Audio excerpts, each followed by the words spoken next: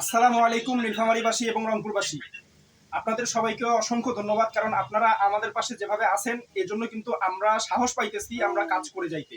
তো যাই হোক, আমরা আরেকটা কাজ হাতে নিয়েছি। আপনারা দেখেন ভাই, একটু মোবাইলটা একটু আগায় নিয়ে আসবেন। এই যে দেখেন অসহায় বাচ্চাটা, সে জন্মের পর থেকে তার মাথায় কিন্তু পানি জমে আছে।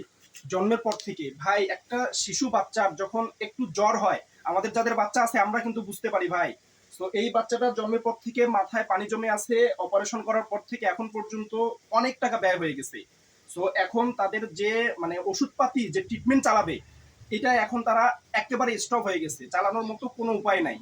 আপনারা দেখতেই পাচ্ছেন ব্যাকগ্রাউন্ড, মানে কঠিন একটা অসহায়ত্বের অবস্থা ভাই। তো যাই হোক, আমরা সবাই একটু আসি, 10 টাকা 20 টাকা 50 টাকা 100 টাকা, মানে যে যেভাবে পারি আমরা একটু। আমি কিন্তু বর্তমানে অবস্থান করতেছি হচ্ছে আমাদের নীলফামারী সোনারা ইউনিয়নের ফকিরগঞ্জ বাজার। এই ফকিরগঞ্জ বাজারে এই আপনারা আসলেই কিন্তু দেখতে পাবেন। যদি কোনো সহৃদয়বান ব্যক্তি এমনও হতে পারেন যে সরাসরি আপনারা পাবেন, তো চলে আসবেন। আর আমাদের মানবিক যে আমরা হচ্ছে সততা মানবিক ফেসবুক গ্রুপ থেকে আজকে আসছি, আমাদের সাথে যোগাযোগ করলেও হবে ইনশাল্লাহ। তো যাই হোক, সবাই একটু অন্তত ভিডিওটা বেশি বেশি শেয়ার করে দিবেন এবং পাশে থাকবেন। আল্লাহ হাফেজ।